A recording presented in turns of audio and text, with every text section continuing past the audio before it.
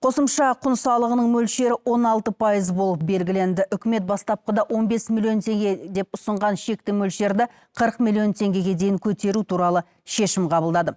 Жаңа салық кодексіне енгізілген өзгерістерді мәжіліс бірінші оқылымда мақұлдады.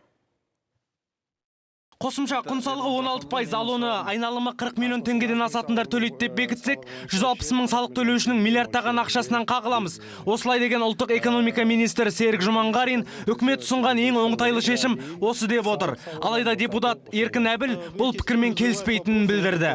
400 миллиард теңгемен 150 мың салық төлеушіден айырыламыз дейсіз. Бұл сандармен келіспейміз. Үкіметтің өзі шекті төмендетудің салдары барын, бизнесті бөлшектеуге қарсы екенін айтқан еді. Арнайы салық режимімен адал түрде салығы төлеп жүрген ондаған мың салық төлеуші де бар. Мәжілісменнің айтуынша бұл өзгерістен үкімет ары кетсе 90 миллиард теңге жоғалтады дейді. Жаңа салық кодексіндегі өзгеріс жеке кәсіп ашқысы келетіндерге де әсерін тигізбек.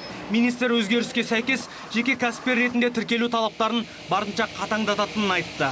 Мақал бар ғой, салық төле, сосын спокойно ұйықтайды екен. Әкеміздің бір айтқан бір сөзі бар, тыныштық керек, тыныштық. Салық төлеген адам ол тыныш болады, тыныш ұйықтайды.